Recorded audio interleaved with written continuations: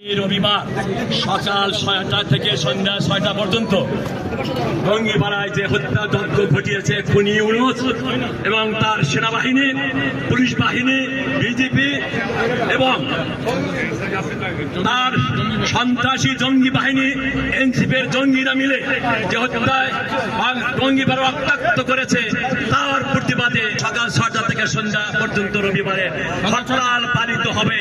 ঘোষণা করছি জননেত্রী শেখ হাসিনা দলীয় প্রধান মাননীয় প্রধানমন্ত্রীর পক্ষ থেকে আগামী রবিবার সকাল ৬টা থেকে সন্ধ্যা ৬টা পর্যন্ত এই হরতাল পালিত হবে।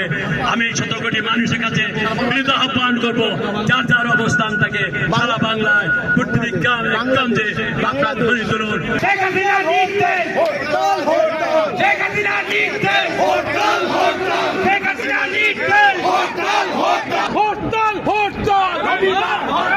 একাত্তরের হাতিয়ার তোমার নেতা আমার নেতা শেখ মুজিবের পথ ধরো, পাশের লক্ষ্যে তৈয়ার করো। একাত্তরের হাতিয়ার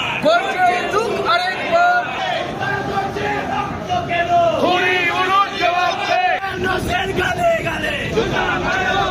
গালে তোমার নেতা আমার নেতা শেখ মুজিব, শেখ মুজিব। একটা গুলি চললে পথ ছাড়ি না, শেখ হাসিনা ভয় নাই। ৭১-এর হাতিয়ার পাল্টা গুলি চলবে, ওয়াকার সামনে ওয়াকার সামনে শেখ হাসিনা লড়বে, চলছে লড়াই চলবে, লড়াই চাই, লড়াই করে বাঁচতে চাই। এই লড়াইয়ে টিকবে তারা, বঙ্গবন্ধুর সৈনিকেরা, রাজাকারের বাচ্চারা, হুঁশিয়ার সাবধান, রক্তের বন্যা, এসে যাবে অন্যায়। step down, step down। জয় বাংলা, জয় বঙ্গবন্ধু, ৭১-এর হাতিয়ার, বীর বাঙালির হাতিয়ার। গতকালকে গোপালগঞ্জে যে ন্যাক্কারজনক ঘটনা ঘটেছে এবং সেনাবাহিনীর পোশাক পরে, পরিহিত সেনাবাহিনীর পোশাক পরে জামাতের মিছিল দিয়ে এবং জামাতের মিছিল শুরু করে তারপরে পাখির মতো গুলি করে মেরেছে গোপালগঞ্জের মানুষকে আমি ধন্যবাদ জানাই। তারা যেভাবে প্রতিহত করেছে এই খুনি ইউনূসের শাসনকালে যারা প্রতিহত করেছে তাদেরকে ধন্যবাদ জানাই এবং যারা শহীদ হয়েছে তাদেরকে আমি আমার তরফ থেকে আত্মার মাগফিরাত কামনা করছি এবং দেশবাসী এবং শহীদদের মর্যাদা জানাচ্ছি এবং গোপালগঞ্জের সবাই একত্রে থেকে আবার প্রতিহত করতে হবে। বাংলাদেশের একমাত্র পুত্র হল ডক্টর ইউনূস, সে তথাকথিত শান্তির দূত হিসাবে বাংলাদেশের মানুষের রক্ত চোষা মানুষ নিয়ে এই doctor Yunus, social doctor Yunus আজকে বাংলাদেশের মানুষের রক্ত চুষে খাচ্ছে।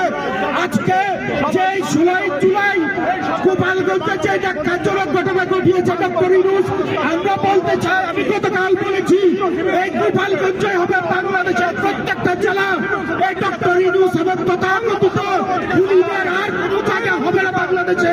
বঙ্গবন্ধুর সৈনিকেরা যতদিন বেঁচে থাকবে, বঙ্গবন্ধুর একটা কর্মী, যুক্তরাষ্ট্র আওয়ামী লীগ এবং সকাল আওয়ামী লীগের নেতা কর্মী একজনও যদি বেঁচে থাকে, বাংলাদেশের মাটিতে এই খুনিদের বিচার হবে এবং এই ওয়াকারে আমার সেক্রেটারি বলেছে, ওয়াকার তুমি যদি দেখতে না পারো তোমার পরবর্তী প্রজন্ম দেখবে। গতকালকার সেনাবাহিনী এবং পুলিশের তত্ত্বাবধানে যে ন্যাক্কারজনক ঘটনা ঘটিয়েছে সারা পৃথিবীর বুকে,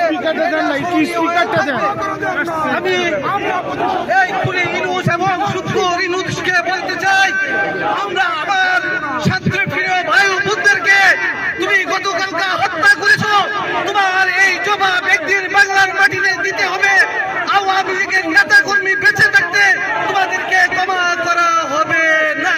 গোপালগঞ্জে 10,000 পুলিশ, 15,000 আর্মি এবং 5,000 পোশাককারীকে আপনারা নিয়োগ দিয়েছিলেন, কিন্তু দেখেছেন কি ঘটিয়েছে গোপালগঞ্জবাসী।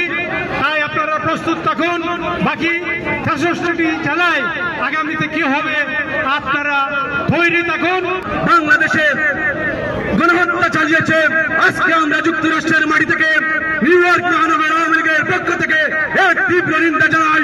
আপনারা দেখেছেন এই তথাকথিত সেই জঙ্গলিরা হাসনাত আব্দুল্লাহ এবং সাজিদ আলম সহ এর সদূষণা দিয়ে জাতির পিতা বঙ্গবন্ধু সেই সমাধিকে গুড়িয়ে দেওয়া হয়েছে, উপহার দিয়েছিল।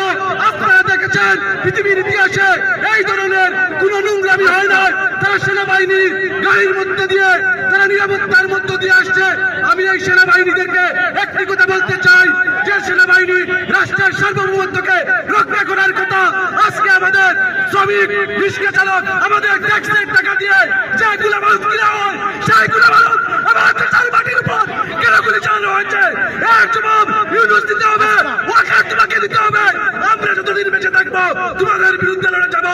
গাড়ির টাকা ঘুরবে না, দোকান ঘুরবে না, গাড়ির টাকা ঘুরবে না, দোকান ঘুরবে না। সারা বাংলায় হরতাল, হরতাল, হরতাল, হরতাল, হরতাল। গোপালগঞ্জের হরতাল, জঙ্গিপাড়ার হরতাল, গাড়ির টাকা ঘুরবে না, দোকান ঘুরবে না, দোকান খুলবে না, গাড়ির টাকা ঘুরবে না। Step down, step down.